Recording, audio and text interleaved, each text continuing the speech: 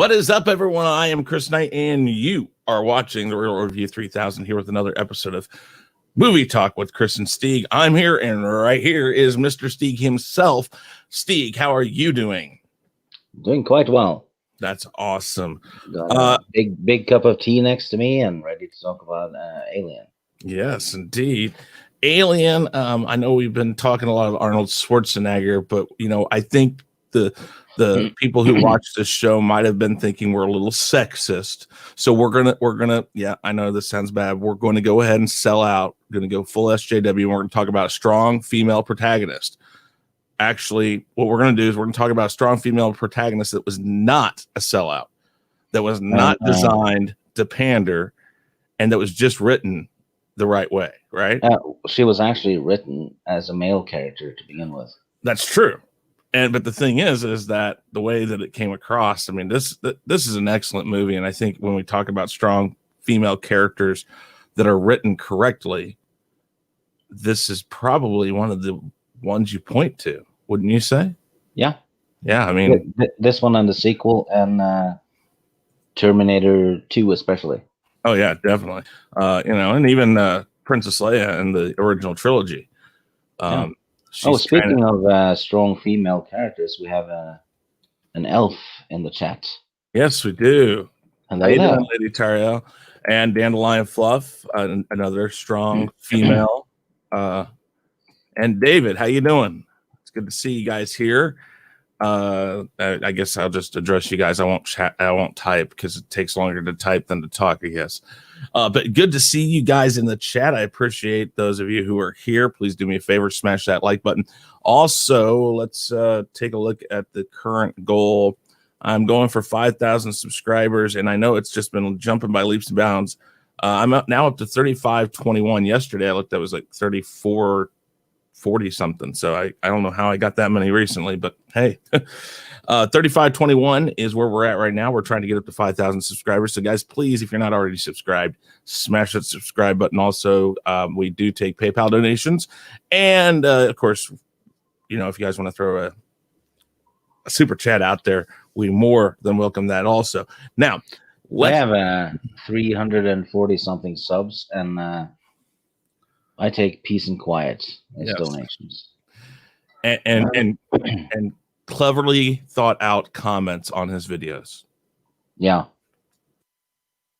So with that said, guys, let's get right into this. Today we are talking about the 1979 film Alien, directed by one of my favorite directors. And we'll get to that here in just a second. But let's go ahead and talk about this in the proper way, because we've got a new format, guys, how we do this. So first off is our first impressions. So, Stig, I will let you go first. Well, the first time I watched it, I was, I think, 11 or 12. I watched it on TV very late one Friday night. Scared the shit out of me. Mm-hmm. It's not jump scares or anything like that. It's just eerie. It's the movie is scarier when you don't see the alien. Oh yeah. You know it's there. You know it could be right around the corner. The chest buster scene didn't bother me that much, actually, which is strange. But the thing that spooked me the most in this movie is the scene with the space jockey. When they see that fossilized creature, and the music and the lighting, it's just really eerie. Mm-hmm. It's you get the sense that nobody should be in that room. Mm-hmm. It certainly made an impression on me, and I think if done right, space and the horror genre can be a perfect match. Especially these days when all the other horror genres are taking a little bit of a hit because they have to be set in the past to work properly because there's cell phones and cameras everywhere now, right? Yeah. Okay. Yeah, that's it. All right. Yeah. I couldn't tell you the exact first time I watched this. It was probably around the same age you were, and yeah, it was very, very scary, almost nightmare fuel. But you're right. This goes back to the whole Jaws theory and other movies back in the 70s when sci-fi and the special effects were just coming into play. Like they still had to use practical effects and do things right there on set. And so the way they had to do it was when you wanted to show the alien, you wanted to show it at the right time. You didn't show it every 5 seconds like they probably would have done today. So yeah, it was just like, I think you used the proper word for this, eerie. When you watch those scenes, like when they're going into the main area where there's the two fossilized aliens, or is it just one? Yeah, it's one. But Okay. Anyone who has been afraid of the dark or something, right? Mm-hmm. They're not afraid of what they see. No. They're afraid of what they think might be there, and that's Mm-hmm. what this movie plays on. Mm-hmm. Because you have very limited visibility. There's steam everywhere. There's flickering lights, dark corners. It works, and yeah. Yes. But this was released, I think, at the Seattle International Film Festival in like May sometime in 1979. So almost 2 years exactly to the date of Star Wars. And this is a completely different side of Star Wars. We'd gotten 2001: A Space Odyssey. We'd gotten Star Wars, which are two different sides of a very calm looking space film, sci-fi. Star Wars is more like war, Space Odyssey. Go ahead. It says it got released. Oh, sorry. Well, it was November 13th in Norway. Okay. Yeah, let me look through here. Premiered May 25th. Yeah. And that was at, like I said, opening night of the 4th Seattle International Film Festival. I knew that. And it was presented in 70 millimeter at midnight. Just 2 weeks after I was born. Oh, wow. But we had gotten two sides of sci-fi space, which was Space Odyssey, which was a thinking man space film. There's a lot of symbolism in that. Of course, it's Stanley Kubrick. That's by design. And then there's Star Wars, which was epic and lots going on and everything. How you doing, Sauerkraut? Jesse Miller, good to see you. But so Star Wars was on the other end, action packed, lots of stuff going on, new visual aliens and all this stuff we'd never seen. Alien was kind of in the middle. It's set in a very reality feeling future where you can believe space miners are out and about in these giant rigs and stuff that they land and they mine planets and stuff like that, and they survey. But it had that element of horror that we had never felt like this before in space. And that, even like you said, the dark feeling, like in the dark, you get that the hair crawling up in the back of your neck and stuff like that. This movie put us into a whole new genre. I would classify this probably as the first sci-fi thriller. Yeah, it's the first successful one anyway. Yeah, at least that. I guess the first big hit, because there were a lot of sci-fi thrillers in the 50s and 60s and stuff like that, but they just weren't on this level. They were more, I guess they classify those as more as B movies. A lot of them were, but I mean, some of them were done very well. The Thing and things like that. But this, I guess, with the way it looked and how it felt, it was, I don't think we'd ever really seen anything quite this well produced or well done. David, yeah, a lot of people saw the sequel first, and you can watch the sequel without watching the first one. Truthfully, it gives enough exposition in the first one to just explain. Yeah, especially if you watch the director's cut. Yeah, and the second one is more of a I would say it's a completely different movie, but it's very well done also. But Yeah, it's more closer to Terminator 2. yeah, it is. It's done very well like that. Okay, Dandelion, thank you for joining us for this small time you had. I understand completely about internet crashing. So, okay, well, that's our first impressions. Our next journey is to the crew. The crew. Stig, what would you like to say about this? The crew on the Nostromo. No. We're talking about the like director, producers, stuff like that. Oh, sorry. No. Well, everyone involved with this movie did a top-notch job. No question about it. Ridley Scott did one of his best movies, easily. Oh, yeah. The special effects people and the people who made the sets did a 10 out of 10 job. The music fits completely. It's awesome. It's eerie. It does exactly what it's supposed to do, and then some. Yeah, Jerry Goldsmith, if I remember right. Yeah. Flawless all over the pitch.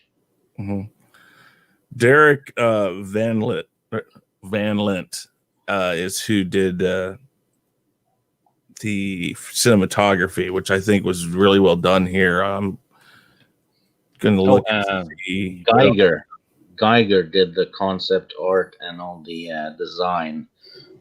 He's a nutcase, but a brilliant one. They had to rein him in quite a bit as well because he wanted the whole planet, and I quote, to have a penis landscape. That's what he said. Interesting. Sometimes it's good to have somebody really in. I mean, if you do have to say anything about Ridley Scott, a lot of people, when you hear interviews and stuff, they all talk about Ridley's a very strict and it's his way or no way. But in his movies, the majority of them, it works out. It does what it's supposed to do. And I think that's why you get what you get. We got a $2 super chat real quick from Lady Tariel. The unknown lurking right around the corner. That's absolutely right. That's what this movie is. How you doing, Shadow Hunter? Good to see you.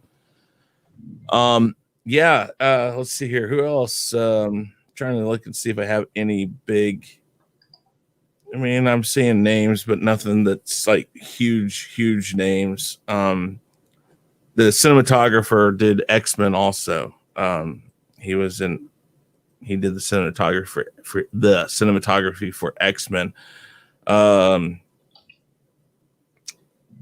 film editor did The Awakening, Chariots of Fire, Blade Runner. I mean, that figures. Legend, FX. Trying to see what else. Alien 3, GoldenEye, Marsh. There was nothing wrong with the cinematography in Alien 3. That one was. The only problem with that one is, some characters getting killed off screen. Yeah. Other than that, the movie's okay. Absolutely. All right, let's see what else we got now. Next is the cast. The cast. I mean, this had some really good people in it. Tom Skerritt, Sigourney Weaver, Yaphet Kotto. Yeah. Ian Holm, John Hurt. It had a lot of good people in it. Would you say that the whole cast was built up by one of some of the most solid actors of that time? Yes. The only one I would say. Maybe not the big blockbuster actors, but rock solid ones that never really do a bad job. Yeah, really and I'm trying to remember. I'm going to look this up because I can't absolutely remember. Let's see. The only unknown was really Sigourney Weaver. Yeah, that's what I was about to say.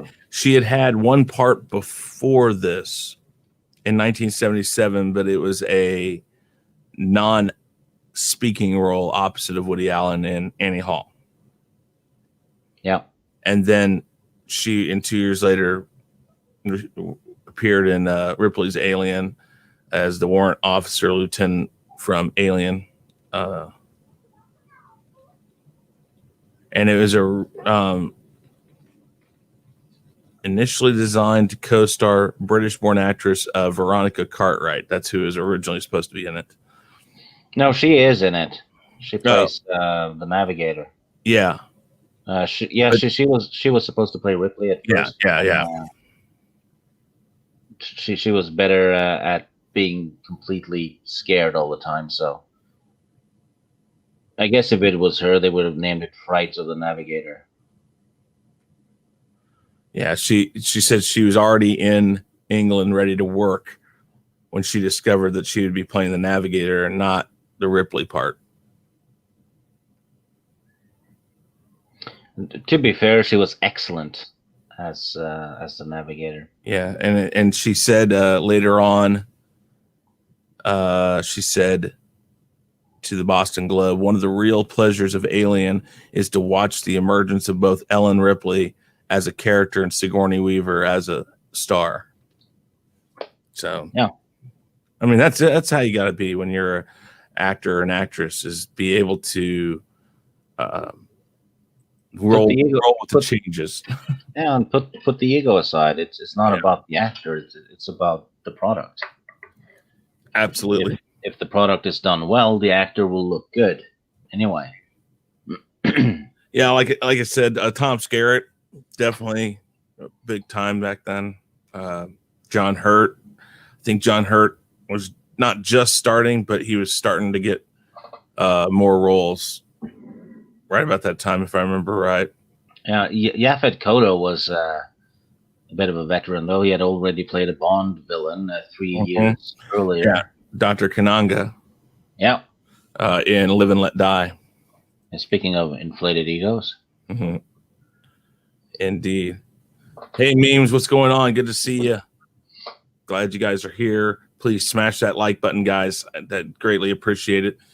Yeah. So again, when we talk about these older movies, one of the things that always comes up is not just the cast, but the casting director. When they look at it, they find the people that work well together, one, and two, play a character really well. They're being casted for a character, not the opposite way around. We're going to find an actor we like and cast and make a character for him. Yeah. And I think today that's the problem is, I want that actor in my movie, but I'm going to create a character. It's like they just go, this actor is trending at 30%, so if you put him in, that'll increase our income 30%. Exactly. Kind of like that. Simplified, of course. But yeah, still. Absolutely the way it is. Yeah. David says, love his reprisal in Spaceballs, John Hurt. Absolutely. I think that is one of the best placed cameos in a movie in a long time, as far as the fact that he's playing himself, tying a spoof movie to a reality, to another series. So that was kind of the funny thing. By putting him in there, making him play the same part again, and if I remember right, he's casted in the credits, he's named the same character. That actually means Spaceballs takes place in the same universe as Alien. Yep. It's crazy, but that's what they did with that. Gotta love Mel Brooks for that. Okay. So next up, let's see, what do we got next? The story. We have the story. So we're going to kind of go over the story. We're not going to go through everything. We're just going to kind of go through the idea here. The Nostromo is it's basically a large mining rig, wouldn't you say? Yeah, it's like a mining rig / truck. Yeah. Transport truck. Basically, it lands and it can move, and the mining equipment is there. It's got a nice large cargo hold area where they have equipment and stuff. But the interesting part is the Nostromo is an absolute integral part to this movie. There's basically two sets in this whole movie. Yeah, it's Nostromo and it's the planet. Yeah, and they get the ship stops and everyone's waking up. Mm-hmm. In transit, basically, they're heading home. They've all been put into a deep cryo sleep. Yeah, cryo sleep. Yeah, and go ahead. Yeah, and it's because the ship picked up a distress signal of unknown origin. Exactly. By itself is eerie enough. Mm-hmm. Because they're pretty far out. They wake up, they investigate, they argue a bit because naturally people want to go home. Yep. You know, but they have to investigate under law. Exactly, and I think that's a key point here. This thing, the underlying evil presence, isn't so much the alien as much as it's this corporation they work for.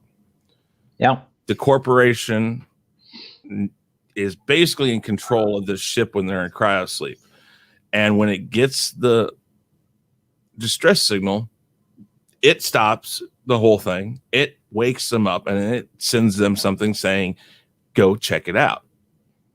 And when they're arguing about it, several of them start spouting out, subsection D, paragraph 3, line 6 says we have to do this. Oh yeah, and there's also a financial reason, because if they don't do that, everyone on the ship will forfeit their share of the transport. Yeah. So they lose their percentage, basically. So they're basically put in a no-win situation. They have to go. They don't want to go, but they go. And they land. Which so far is fair enough. Yeah. Because, if you're on a ship and you pick up a distress signal in the ocean, you have to investigate. Yes, and let's talk about the real quick, the guidance, the ship control mother. The precursor to Siri. Yeah, pretty much, and like either daughter of or ex-wife of the HAL 9000 or whatever it was. Very reminiscent, just doesn't talk. I think there is one speaking scene in the director's cut in this where it just spouts one line. Because she keeps saying, warning and all that sort of stuff later on.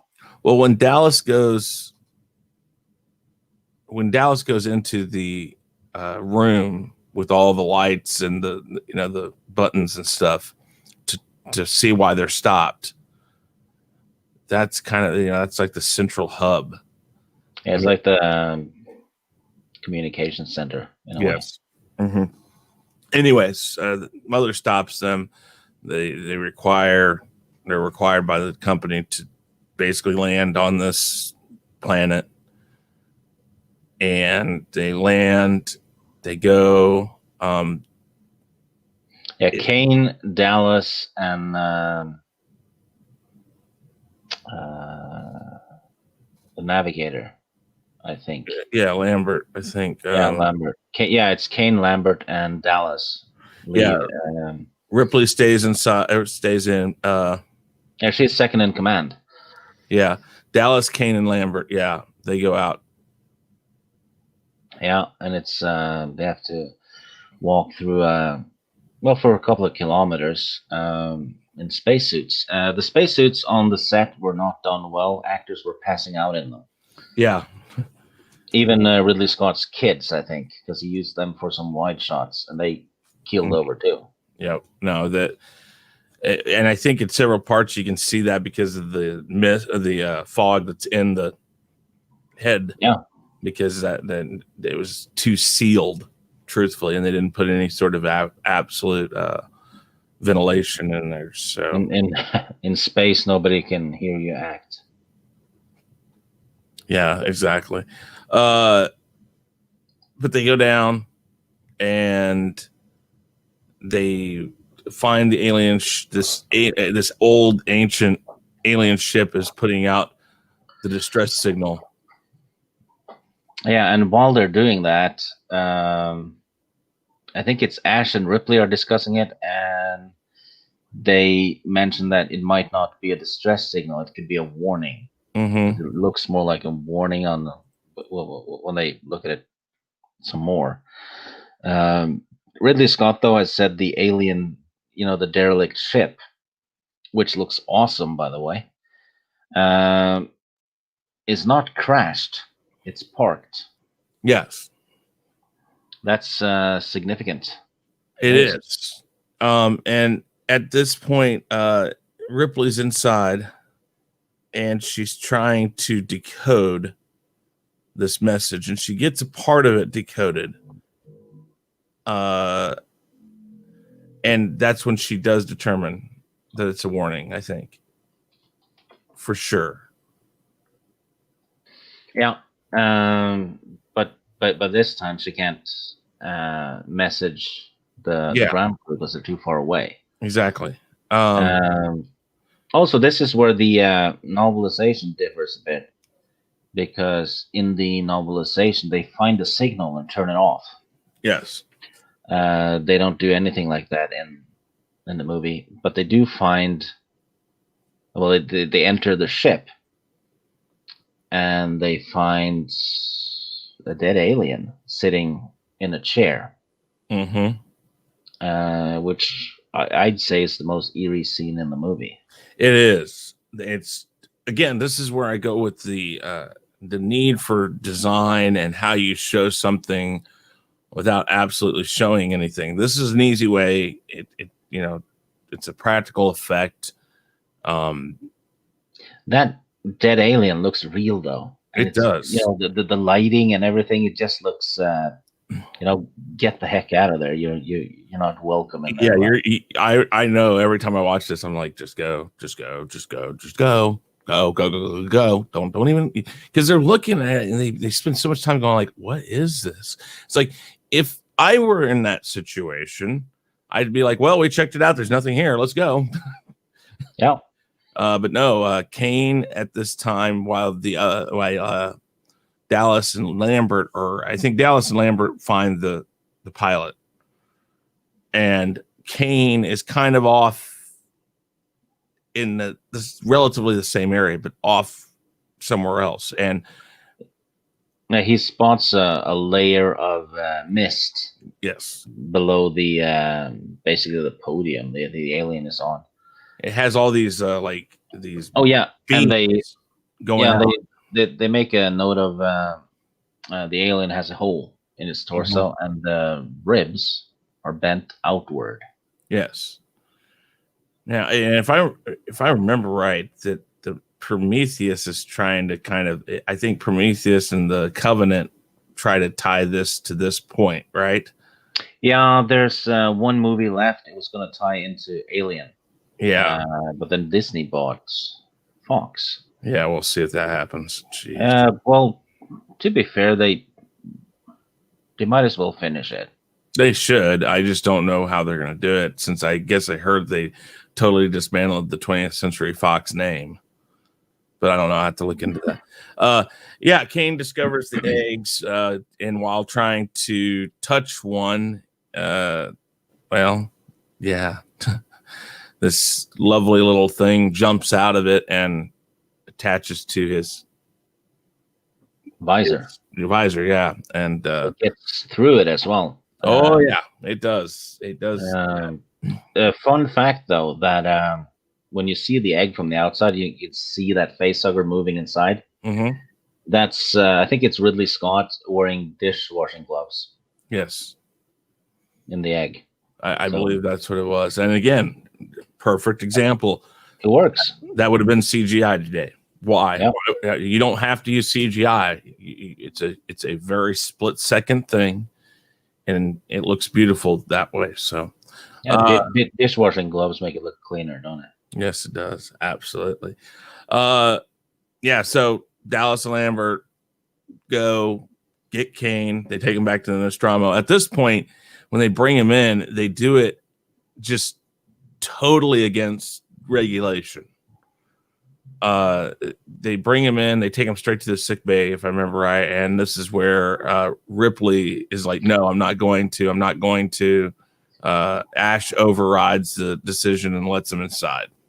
Yeah, which is not something a doctor should do, since it's technically a case of infection, and you don't want that on a ship. And we find out later why he did it. But yep. Right now, we're like, okay, he just lets him inside, and he attempts to remove it.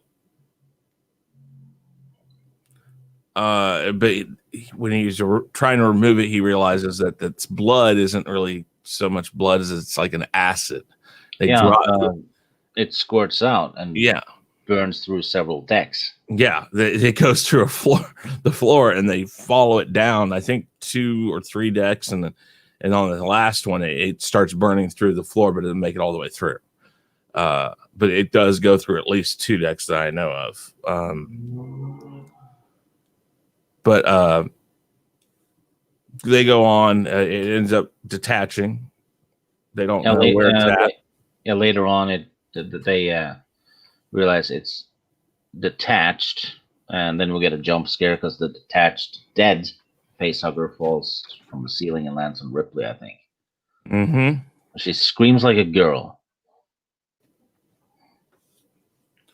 Yeah, she does. But they find it dead. And Kane at this time, I think, like he's woken up. He doesn't remember any of it, but he seems perfectly fine now. Yeah, they start celebrating with breakfast. Mm-hmm. Then comes the most clean and wholesome scene in the whole movie. Yeah. He starts coughing and then starts having seizures. He falls onto the table, screams, and all kinds of stuff. And then all of a sudden, his chest bursts open. Yes. And we have a little, an extra passenger on the ship. Yes. And I guess that at this point, it's called a chest burster. There's several metamorphoses of this being. There's the egg, the pupal stage, or the larva stage. There's the face hugger, which attaches to its victim and then impregnates them, implants another larva, I guess, that goes in and grows within the stomach. That becomes a chest burster, which becomes the Xenomorph, if I remember right. And the Xenomorphs captures people and puts them in front of the facehuggers. Mm-hmm. So it's a little cycle going on, which is fair enough. They actually do a little bit like that in the Tremors movies as well later on. Yes, they do. But I think this kind of shows the preparation of this movie, because they do show each stage. While they may not fully go into huge detail, they go into minor amounts of detail that make it very obvious what's going on. Yeah, they're based on insects. Mm-hmm. It's an insectoid alien, really. Mm-hmm. And he's dead. They're all sitting there going like, what the hell? And they try to find this Xenomorph with various forms of weapons. The best weapon they technically have at this point, if I remember right, is the flamethrower. Yeah, they have a shock stick. Mm-hmm. And they have a motion detector that measures changes in the atmosphere. Yeah, that one just makes the movie even more eerie. It does, because and I think they do this in this movie and in Aliens. You learn very quickly that motion detector does not detect on a 3-dimensional level. Yeah, it is a very 2-dimensional thing. It knows where it's at. It just doesn't know exactly where it's at. Yeah, and it's usually just detects straight ahead. Yes, up and below. Yeah, so there's a couple times that they think that it's coming right for them, and then it goes right by them, but they don't know where it's at. And Yeah, and this is early where we get a on, little slight, I wouldn't say plot hole, but it's a little movie mistake because they pick up the cat on the Mhm. motion detector. Yes. Yet the cat is inside a locked closet. Mm-hmm. How did the cat get in there? How did the cat close the door? It did. Yeah, and if it's in there, they shouldn't pick it up on the detector either, because it's behind the door. Probably not moving much. Yeah. No, I do see that.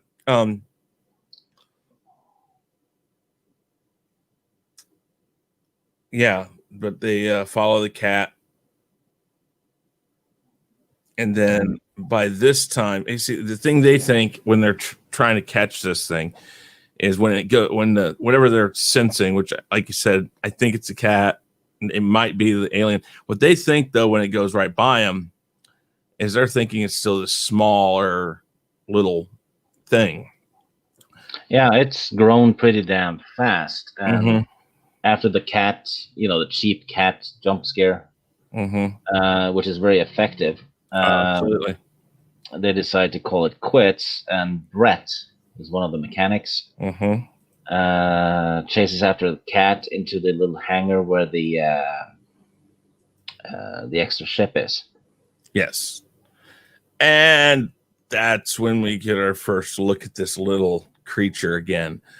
And it is this lovely, huge xenomorph now. It drops down literally like on a string. It's almost like a spider.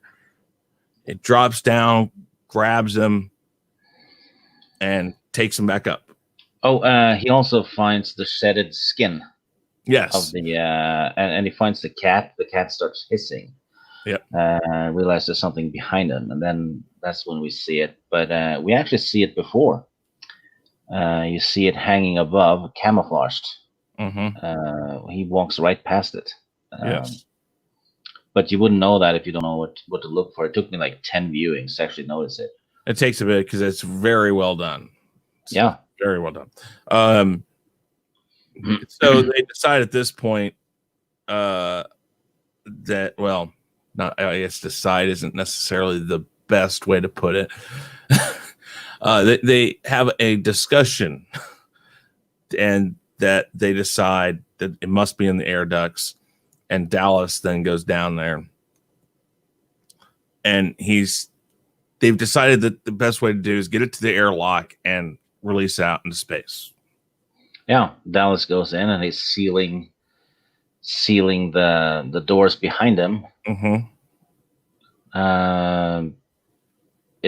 The alien shows on the computer screen as well as Dallas.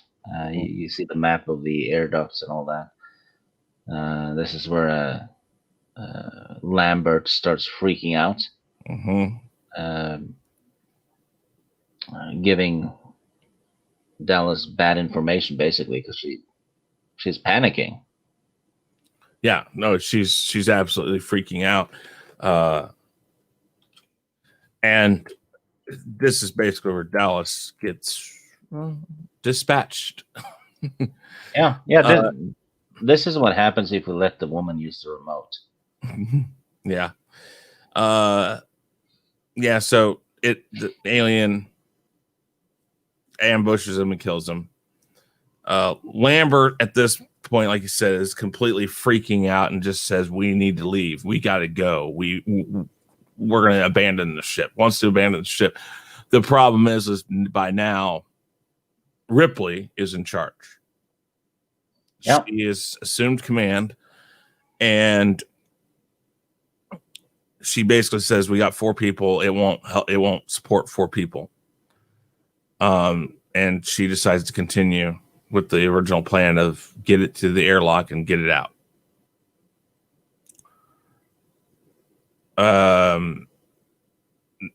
This is where I think she finds out from Mother that Ash has been ordered by the company to bring the alien back. Yeah, it says crew expendable. And and she confronts Ash with that, and he tries to choke her to death with a Playboy magazine. Yeah, and, Never seen that before. Yeah, and Parker comes in and mildly taps him on the head. Yeah. They realize Ash is insanely strong. Mm-hmm. Parker hits him with a fire extinguisher, I think, and knocks his head off.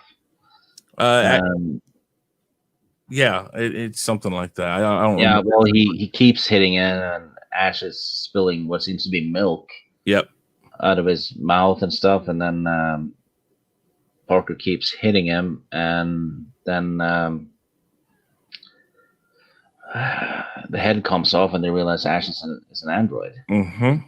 And so they basically figure out a way to reattach his neural computer or start it back up after his head's fully removed. And he basically tells them, well, I was ordered to bring the alien back and alive. And that's what he was there for.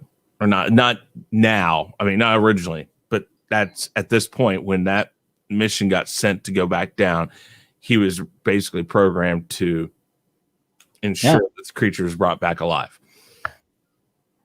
He admires the creature for its simplicity and the fact that it has, it's not hindered by conscience or morality. Yeah, they ask him what their chances are. He says none, and then he just grins and says, "You have my sympathies," or something. Yeah, and he gets smug about it. And Ripley cuts the power, and that's it. Oh, well, they burn his head, too, with a flamethrower. That's right. Yeah, you're right. And they decide we should use the escape shuttle, because there's only 3 of them now. Yeah. Hey, Time Prophet. Hey, Mongo. Good to see you guys. I appreciate you guys coming. Please do me a favor, smash that like button. Yeah. They decide that there's nothing left, that there's 3 of them, and they can use the escape pod now, or the escape ship, and they're going to, like you said, self-destruct the Nostromo. Parker and Lambert goes to fetch, fuel and stuff like that, while Ripley goes to prep the ship. Parker and Lambert are stashing stuff onto a trolley, and the alien shows up. Yep. Parker freaks out, basically freezes with fear. And Lambert does that. Parker can't get a clean shot on her with the flamethrower. A clean shot on the Xenomorph, because Parker's right there. This is also something that got cut, because apparently, the alien kills both of them. And Ripley hears it over the comm. Yep. When she arrives, Parker is not wearing pants. Lambert is not wearing pants. I think I heard that before. So the Xenomorph will rape her, actually. Which is even more damn disturbing, Yes. Yeah. I heard about that. I'm trying to remember. Is that in the director's cut? No. They cut it completely because they thought it was too much, which it probably was. Oh, yeah. But you see it when Ripley finds her. Lambert's not wearing pants.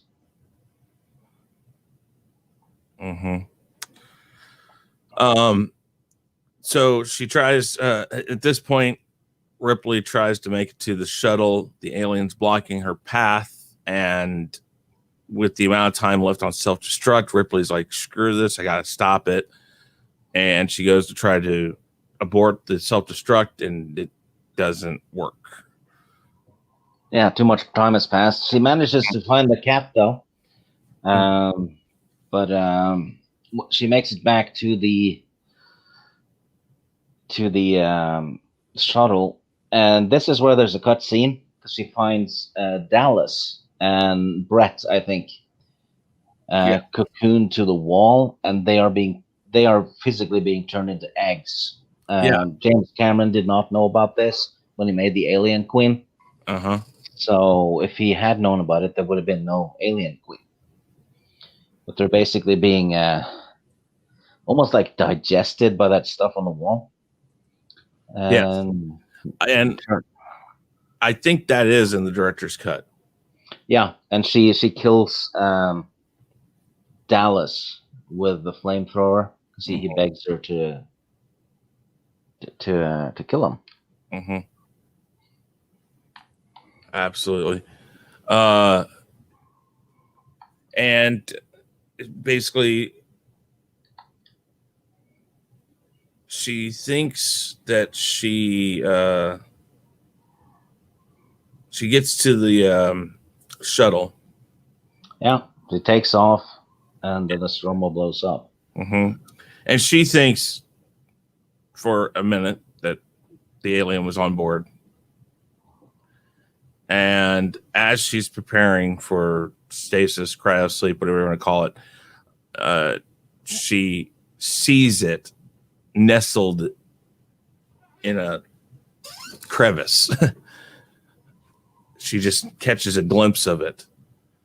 And she decides that she basically kind of wiggles or sneaks to a space suit. Ridley Scott said the aliens' movements are more sluggish at this point. And Ridley Scott explained that it's at the end of its life cycle at this point. So they just don't live long. They have like explosive lives, I guess. Hey, Gilkman, how you doing? Yes, this is the first one we were talking about. And she uses gas to get it to reveal itself. She misses like twice. I think she presses 2 buttons and it's not the right one. The third one, I think, is the right one. And it screams and doesn't jump out, but it comes out and starts going, "Hey, Soul Assassin, how you doing? Good to see you. I'm sorry if I didn't say hi already." Again, guys, really quick, please smash that like button if you're just showing up. And if you're not, subscribe, please. Again, subscribe. We would greatly appreciate it. She uses the gas to get it to come out. And she hooks herself up to the chair. Yep. I think, and uses the harpoon thing. I think it's actually a climbing tool, like a little grappling hook thing.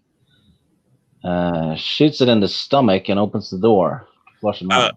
I thought she opened the door first, and then it goes out, but it claws itself in from going out, and that's when she takes the harpoon and hits it. And yeah, that could be. And it releases because it's shot, and that's when it goes out. She closes the airlock, and the harpoon gun gets caught in something, and she fires the thrusters while the alien is directly behind, and basically fries him a bit until it comes loose. I guess she probably melts the wire or something, and it drifts off into space. I think that's another, I don't know, plot hole or problem, is the fact that it may burn part of that cable, but that cable's still stuck in that door, and that door can't completely close. So they don't ever really show her removing it. Yeah. You have to assume she did so. So she then takes Jones the cat and puts herself in the stasis, and after recording the final log, and that's that. Yeah, she goes into hypersleep. Mm-hmm. Yep, for sure. Okay. Yeah. So next up is our favorite scenes. Our favorite scenes. Go ahead, and what is your favorite scene or your favorite scenes? Favorite scene is the one with the derelict ship when they find the space jockey. Indeed. That's one of my favorites. My other favorite scene would be, or another favorite scene of scenes would be when Dallas goes to Mother. That room, just the way that the whole ship is shot. It's a very small set when you really look at it. The main part of it, and there's probably only 2 or 3 rooms next to the cargo area that they really show. I'm sure that when they did the air duct scenes, it was all just different angles that they shot the same duct in. But just the scene of the room where Mother's at, just the whole feel of the ship was just really well shot. I mean, the way that Ridley Scott captures this inanimate object, it feels alive. Because again, the Nostromo is a very integral part to this movie. It's a piece of the movie, almost a character itself. And the way he presents it at the very beginning, it's done very well. The way that it slowly comes to life as everything else comes to life. You know, the people are waking up and the ship is waking up at the same time. It shows very, very well that the ship is also alive in a way. Yeah, it's something I've said quite a bit. The setting, or I guess the world which the story is set in this case, it's the Nostromo, is one of the most important characters because it's the one that everyone else interacts with.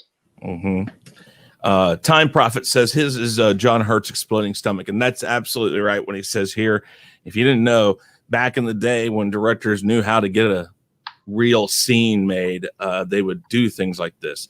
None of them were told how big the blood explosion would be, so the look of terror on their face was real. And you even mentioned something before we're starting about a certain person who locked themselves away. Yeah, the actors weren't told, so they were. Ridley Scott wanted authentic reactions, and they didn't know about the chest bursting thing until it happened. And Yaphet Kotto was so disturbed by it, he locked himself in a room, didn't want to talk to people. Mm-hmm. So if you get that reaction from the cast, you're certainly going to get it from the audience. Yes, and Time Prophet also says Nostromo is Italian for shipmate or boatswain. Yes, but that was definitely the chest hugger or the chest burster was a very good scene too. Any other scenes? No, I'd agree that the chest burster scene, that was probably the most iconic scene in the movie and maybe in horror movie history. Quite possibly. Enough that it's been kind of recreated multiple times, either with a hand being burst out of somebody's chest or just different visualizations, and even going, like we said earlier, to Spaceballs, where they recreated the scene, not exactly, but fairly similar. All right, up next, trivia. You got any trivia for us? Oh, well, I have the, let's see, trivia. I have a list. I have some too. We'll see how that yeah, it was originally named Star Beast. They ditched that one though, because it doesn't sound that scary, does it? Star Wars helped Alien get made because all of a sudden space movies were the thing, right? Which Star goes Wars back to Jaws. Yeah. I mean, again, all can go back. You can go back to Jaws for so much after 1970. What was that? 5 or 75, right? Was Jaws 76? Was it? I don't know. It's 75, no, 76. yeah. Uh, Geiger, the guy who designed the whole thing, was stopped by the Dutch customs officials on an airport because they saw the design pictures and they thought it was real. Imagine that, right? They thought it was real pictures, so they thought it was crazy. He was crazy, but not for that reason. Ripley was written as a male character, but yeah. Ash was not in the original script. It was added later. So without that, we wouldn't have had an android. What else? Yeah, the cast members passed out on set. The guy in the alien suit was an African fellow that was 6'10". Was a Nigerian student Huh. by the alien.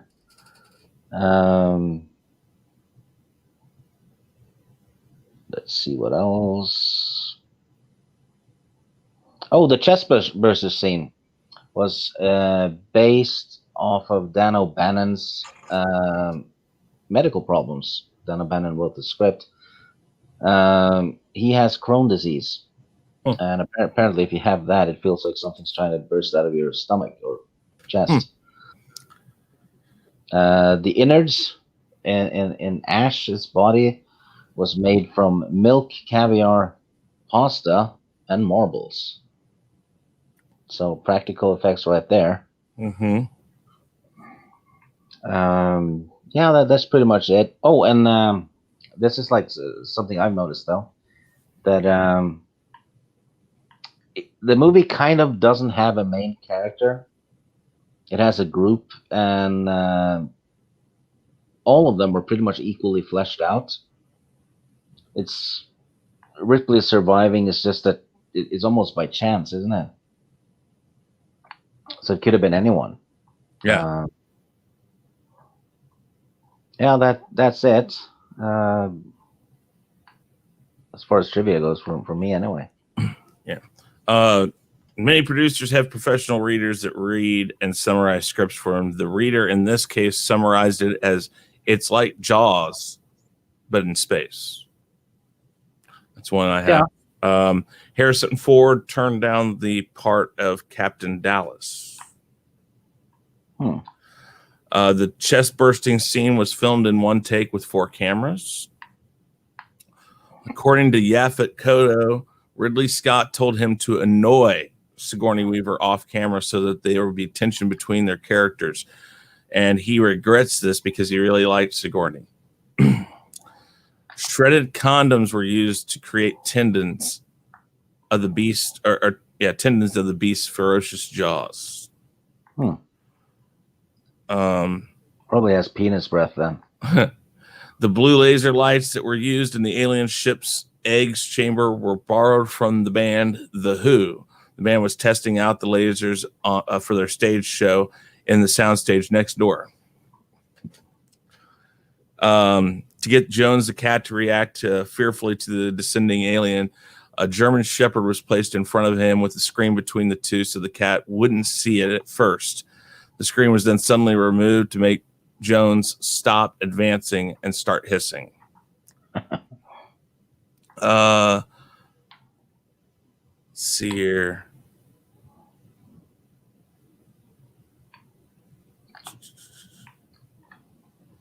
Yeah, the facehugger was planned to be painted green, but Dan O'Bannon, seeing the unpainted facehugger on set, noting how inventive its human flesh tone color was, argued for it to remain as is.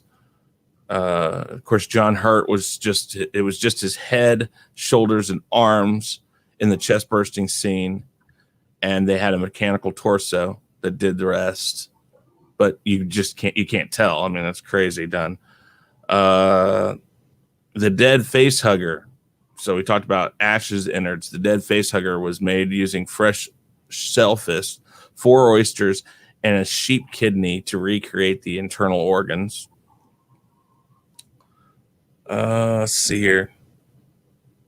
Okay, and this goes back to what we said about Jaws and all these other older movies. When you have only limited funds and you have this main villain or beast, how much screen time do you think the Xenomorph has in this movie? 40 seconds? More than that, but 4 minutes of screen time. And it doesn't make its first appearance until about an hour into the movie. Does that include the face hugger?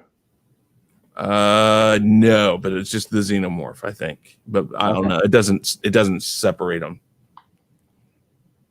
Ridley Scott's original cut was a lot bloodier because of the negative reactions to the test audiences, and the possibility of an X-rating scenes with violence and gore were cut down. Some outtakes can be seen in the making of the documentary to show longer and bloodier versions of the chest burster scene and Brett's death scene. Yeah, that's really backs up what I said. Lambert, if they wanted it X-rated, right? Yeah. And speaking of no pants, Lambert, the slime used on the alien was KY jelly. And as usual, Ridley Scott did all the handheld camera work himself. That's just some, there's lots of extra stuff here, but that's pretty good rundown of the extra stuff. So that brings us down to our final thoughts and rating. Go ahead, Steve. Go ahead and tell everybody. Pretty flawless movie. Does exactly what it's supposed to do and then some. The rewatchability and the longevity, I guess, of the movie is up there with Star Wars, I'd say. All the actors do their job perfectly. Well, everyone involved did a perfect job. Yeah, pretty flawless. It gets a 5 out of 10 from me. Sorry, a 5 out of 5.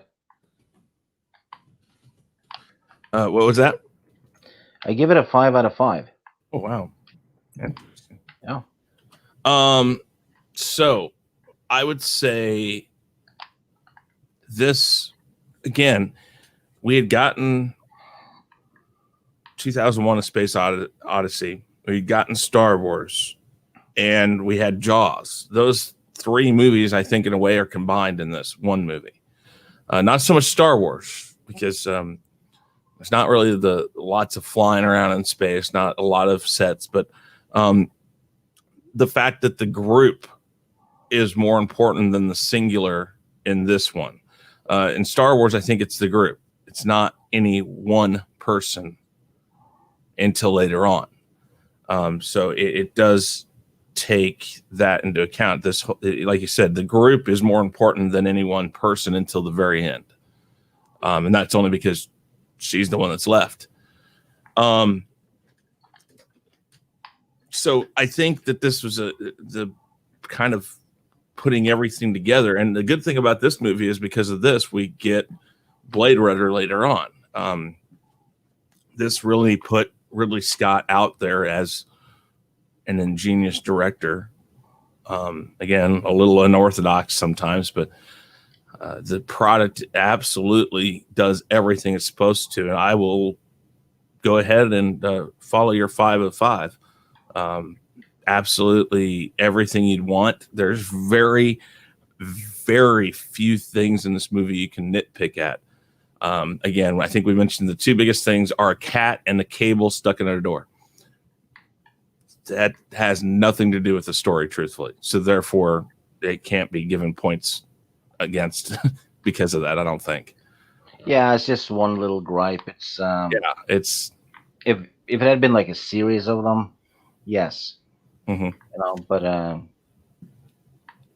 yeah.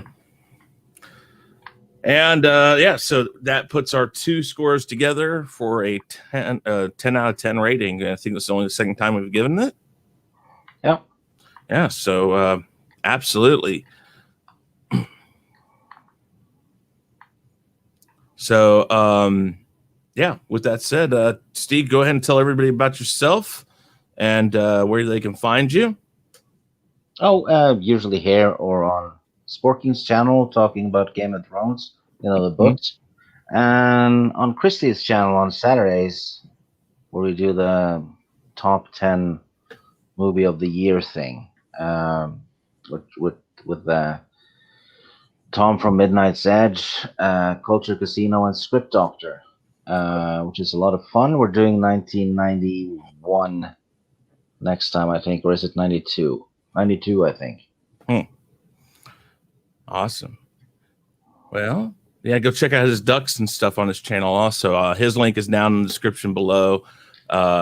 If not, I'll make sure it gets down there. But anyways, with that said, guys, thank you very much for staying with us. We're just over an hour. That's how we like to do it. 10 out of 10. Absolutely go see this movie if you haven't already. We did not spoil it for you because this movie has a lot more to it. So make sure you go check that out. And thank you, everybody, for being here. And Stig, say goodbye. Goodbye. Goodbye. Hey guys, thanks for checking us out. Be sure to subscribe to both channels, and make sure to check out our friends in the Fandom Minutes. You can find us on YouTube, Twitter, Facebook, Instagram, and BitChute, and you can also send us an email at sean@seanstackhousereacts.com and chrisknight@therealreview3000.com. And be sure to swing by our Teespring store to pick up some awesome merchandise.